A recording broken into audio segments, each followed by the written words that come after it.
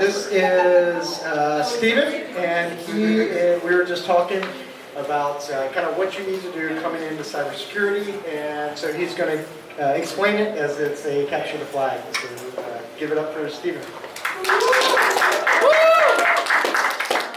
Thank you. I'm going to put the microphone down because it's easier to talk with hands when you're not holding anything. Feel free, just flip it off and then it won't. Okay. Should be able to project small room. I am Stephen Walton. I've got a PhD. I've got a CISSP. Why do I bring that up? Not to wowie zowie anybody, but just to get through this and say like, hey, the culmination of everything that I've got that I hope to impart on folks today is that luck is what happens when preparation meets opportunity. Regardless of where you're at in your career, your life, how down you are, how high you are, luck is what's going to happen when you're just grinding forward, you're pushing forward, you're developing skills in ways that may not be apparent to you, and then when you have that chance, you're prepared to take advantage of it. So, a little bit about me. I say Spawn Point, huge video game nerd. I grew up in a not so good area, top 10 most dangerous places in the US type not good area, very low income, and I was supposed to go into the military. Granddad was, Army veteran, and he wanted me to go into ROTC, and he wanted me to fly planes, and he wanted me to do all of that stuff. Ultimately, that's not who I am, obviously. Like, I would get kicked out of the military. I went onto a Marine base with really long hair, and the gate guard was calling me things that I shall not say again. But throughout all of that, and again, being into video games, that was sort of my segue into technology. We did have a computer. That computer is what I took towards. They say that the first humans to invent alcohol had a really good time and a lot of nasty hangovers. I was part of that internet generation that had a lot of fun on the internet and probably some stuff that shouldn't have happened. And that sort of motivates me because this whole entire time I've been in technology, I've been learning, growing, experimenting. I had a PSP. My PSP did everything the smartphone in your pocket does, except for have cellular connectivity. I was watching YouTube videos. I modded it for that. I was ripping games to a memory card. I was reading books on it and everything. I learned networking by wanting to host Halo LANs. I ended up working at a video game store. Auto MDICs. That's a cool thing in networking because I had a half-duplex Cat5 cable that I was running around the game store, and then I was dealing with user complaints about latency when it was a 20-foot run and the guy just lost horribly, but users are going to complain about latency. I also want to talk a little bit about failure. I failed Intro to Computers at Nash Community College despite having modded PSPs, modded Windows phones, ran that as a side business. Learn to accept failure, learn from it. Failing, that's a core mechanic. Everybody will talk about their successes. Folks will be up here. You'll look at influencers. You'll look on social media. You're seeing people's highlight reels. You're not seeing their struggles. You're not seeing their failures. They're going to cultivate just their highest of the high. So I say, yeah, I failed Intro to Computers. I also failed the Security Plus the first time I tried taking it. I don't have a CCNP route and switch because that was just too hard for me. I was too lazy for it. Studied for it, failed it. I'm going into cybersecurity. It suits me better. And ultimately, all of this is just collecting data about yourself. The whole entire time I was going through these early years in my life, I was working at a game store. I was working at a Lowe's Hardware. I went to ECU. I was just collecting data about who am I? What do I value and stuff? What drives and motivates me? So just think about that as you're, regardless of where you're at, you sort of need to figure out, like, what am I doing that I enjoy? What do I lean into? What are my strengths? What are my weaknesses? But as you're going through this, you'll start to figure out like what matters. What are the things that you need to, latch onto? So I started off saying I've got a CISSP. That is the only active cert. Why? Because that bypasses HR filters. I've got the PhD. Why? Because degrees don't expire. It was hard. Love the research I did. I want to do stuff with that. I did meaningful stuff in my doctorate, but it's still something that a lot of folks will look at and immediately give a little bit of like, he's got a doctorate, like that's good. And that's the idea of like figuring out, okay, what makes people tick? What makes the world we live in? How do you get through that environment? I mentioned Lowe's Hardware on there because figuring this out, I was working retail. I spent 6 years at Lowe's Hardware. As customers would come up to me, I wasn't just, what do you need? Let me take you right to it. I was playing around. I was doing that OSINT thing. I was shutting my mouth, listening, and let's listen to the customer. Let's try and troubleshoot. When a customer comes up and says, hey, the toilet's not flushing. Okay, cool. I'm not just going to take them to that kit. I'm going to use that as a chance to understand, okay, what's going on? What type of toilet do you have? I'm going to troubleshoot that the same way you would a technical problem. I'm developing an ordered methodology for troubleshooting. Or I would talk to folks, and sometimes they would come up, and I would just give them a real like, oh yeah, what do you want? What do you want? Okay. And then sometimes they'd come up and, oh yeah, man, like, I've got just the solution for you, come on. And I'd be real happy and chipper, and I would work through this, and I would see how when I would talk to folks, I could sort of change, that interaction with them. And part of my role as a manager is taking the heat from my team when there's an angry customer or something. And that sort of plays in there too, where it's like, hey, customer, I understand this sucks, like I empathize with you, all that stuff we're talked about, but I got plenty of practice in retail. So just know, regardless of what environment you're in, you can take advantage of some of that stuff. I put down high-level peers. I say that because while at Lowe's Hardware, I met my godfather, the man, you could take him into the woods of North Carolina, he'll call out the botanical name of every plant, flora, fauna you can see. He'll tell you the gender of the turkey based on the curve of the poo. Yes, real stories. And I say that because he dropped out of Chowan University, ran a garden center, ran a nursery, and worked at Lowe's Hardware with me, and he kind of taught me that leaning into who you truly are is important, because he was just doing the same retail job I was fresh out of high school. But his, love for that knowledge, and when we're in the garden center and we'd see a bird and I would just see him light up and talk about that, or we would be stocking plants and he would go, let me tell you about this fern here and how I've got 7 of them and how I'm just going to pinch a nib off of here and take this home and I'm going to cultivate my own plants here, gave me sort of what I needed to be really passionate about technology. And when I'm around my friends, if they're not fine with me talking about technology and, tinkering with stuff and pushing it to its limits and beyond, they're probably not going to be my friend, because I've, throughout all of this, found I am a technologist above all else. I just happen to be in cybersecurity. Really what this is getting to, though, is making your own luck. So luck is where, preparation meets opportunity. Throughout this entire time, when I'm working in Lowe's Hardware retail, when I'm learning from my godfather that it's fine to be passionate about whatever you're passionate about, regardless of where you are, it just translates, because if you're looking at cybersecurity, everybody wants to get into cybersecurity. We're at a hackers conference. Not everybody can land that cybersecurity job, but if you're in IT, you can be the cybersecurity advocate. If you're not in IT yet, you can be the person who makes sure your family's secure.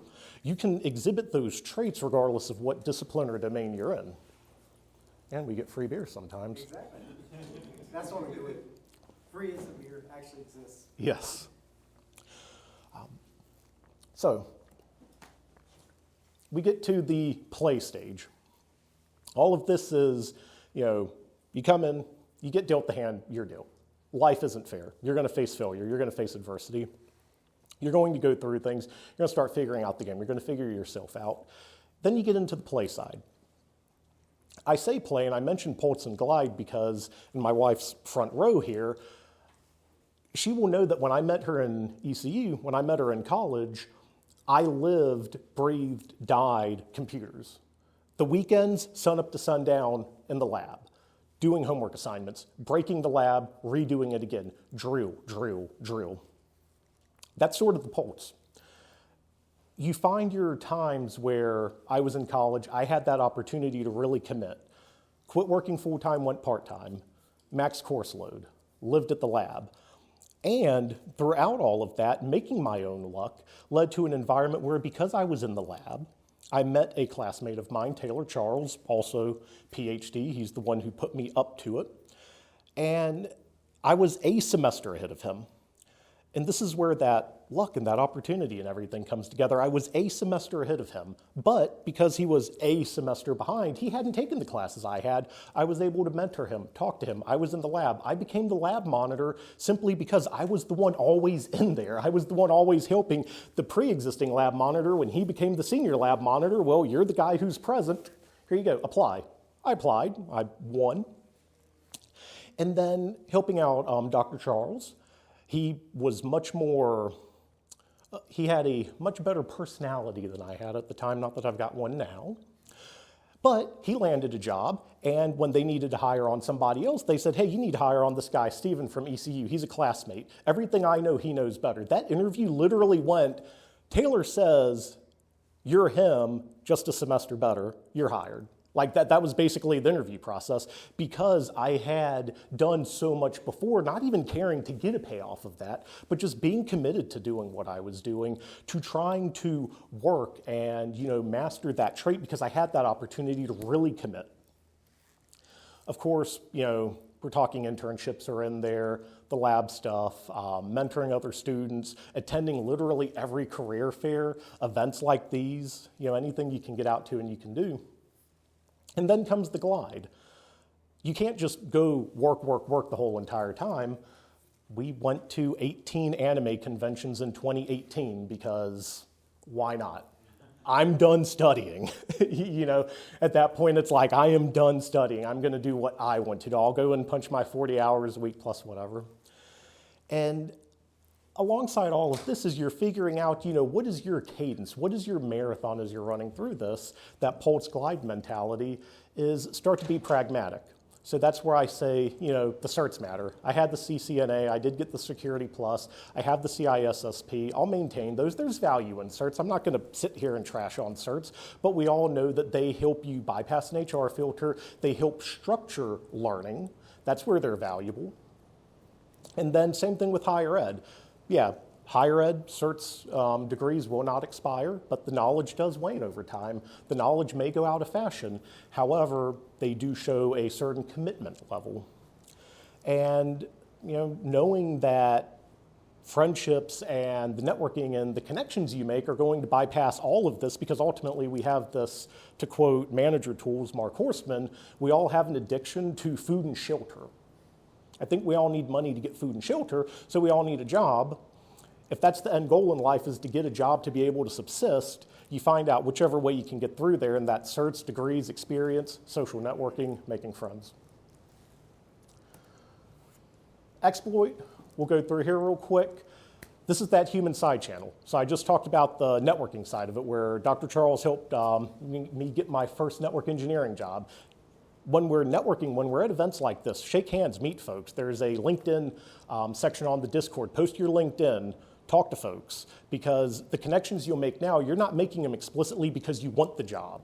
You're going to make connections because you want to foster them. You want to talk to them honestly, earnestly. You want to share struggles. When you find somebody who's a cybersecurity practitioner, you're a cybersecurity practitioner. When you're stumped, yeah, you can go online and post. Yeah, you can go on and ask Gen AI, but you might be able to dial that friend and say, hey, do you got a moment to talk about this? What was your strategy? You can get a lot more human empathy in there. That'll also help lead to some of those job opportunities and other things that are out there. And you'll also feed back to them. Before we came into here, I helped, again, Dr. Charles fill out for a tech systems reference. Redundant array of relationships, because again, that's what all of this is. You're not talking about just one person, you're building a broad network. One of the ways to go about this is to set Google Calendar reminders or set a calendar reminder every 3 months. If you're somebody who has a hard time keeping up, just reach out. Hey, can I take you out to coffee? Hey, you want to go grab beers or something? And again, lucky exploits. Throughout all of this, none of this is a guarantee. We keep talking about luck, or I do, is that the current company I'm at now, MCNC, when I was applying for that, we talked that kind of luck there. One of the interview questions was, what would your superpower be? And I mentioned that, where Tony Stark on Avengers 1 comes out onto the helicarrier and they're like, when did you become an expert in da-da-da last night? I said, that would be my superpower.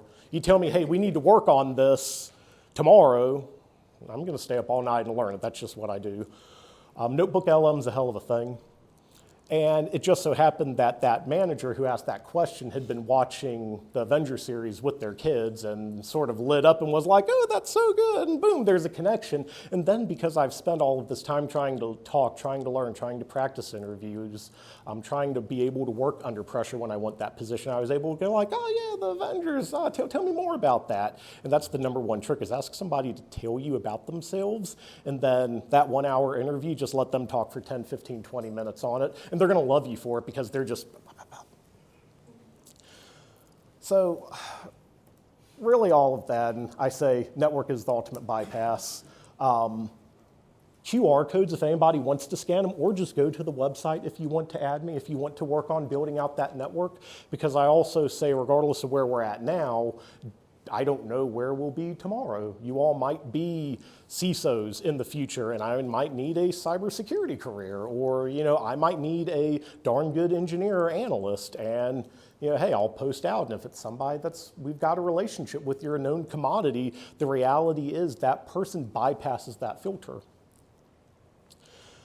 There's also something to be said about QR codes. If you go to stophackalore.org, I think it is, it talks about some of the fear-mongering around QR codes and the bad USB ports at airports and everything. That stuff really hasn't panned out much. But with that, yeah, there we go. We do have Q&A. Oh yeah, like this is a work headshot, and the guy was like, "We just need to get focused on the camera." Smile. But there is a Q&A here, not because I necessarily can answer any of the questions, but because we've got a large group here. You all might be able to answer each other's questions, or you might have a question or a need that somebody else in the room in this network that we have might be able to answer. So with that, we can open it up to the floor and pass around a mic if we want. Yes, do you need a mic or? How much is too much? When it comes to certs, how much is too much? So you can get all of the certs you want. Just be mindful of how you present them. You don't want to be that paper tiger who's sitting down and Stephen Walton, A+, Net+, Security+, CCNA, CCNA Security, CCNP Round Switch, CCNP Security, CISSP, CISSP, SSCP. You don't want to be that person. You want to pick like 2, maybe 3. And the thing is, when you're applying for a job, you should be tailoring your resume. So if you've got an assortment of cloud certs, security certs, other types of certs, you want to basically highlight those on that resume that are most, apropos. You'll be like, okay, well, this is cybersecurity. I've got a, SSCP and a Security Plus and a CASP. I'm going to prioritize these. The other ones aren't going to really matter that much. All mine are, except for the CISSP, all mine are SANS. That's why I was wondering. Yeah. With SANS stuff, because those are expensive. Oh yeah, and SANS do build towards either a certificate program or towards a master's degree.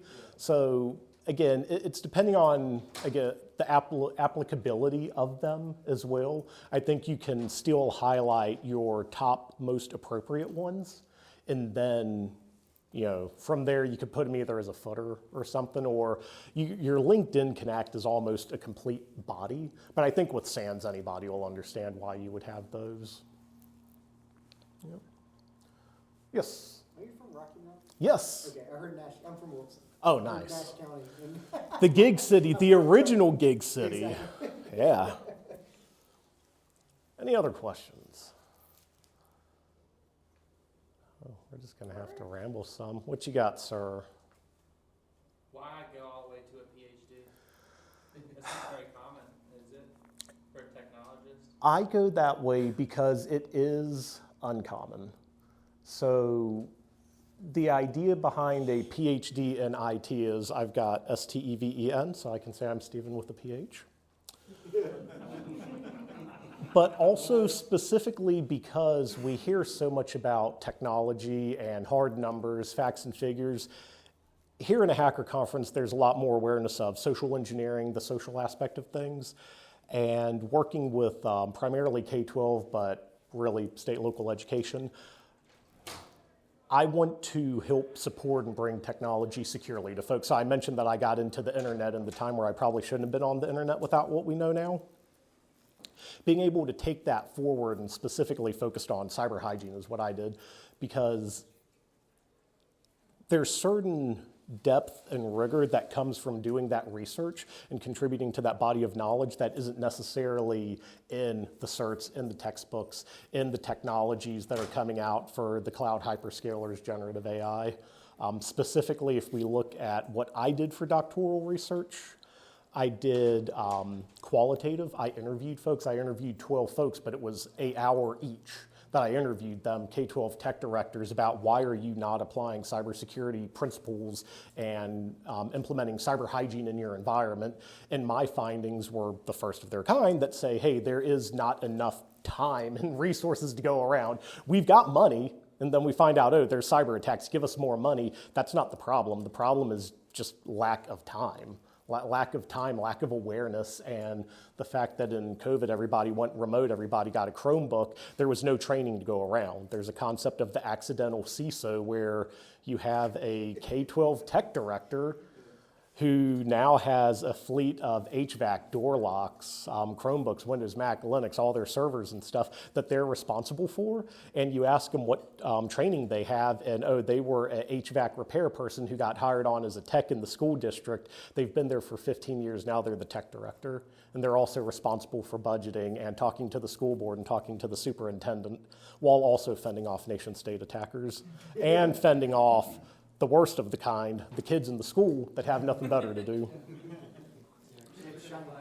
Yes, and shiny hunters. That's a rambling answer, but yes. Yeah, I've learned with the schools, cybersecurity isn't thought of until they get breached. Yep.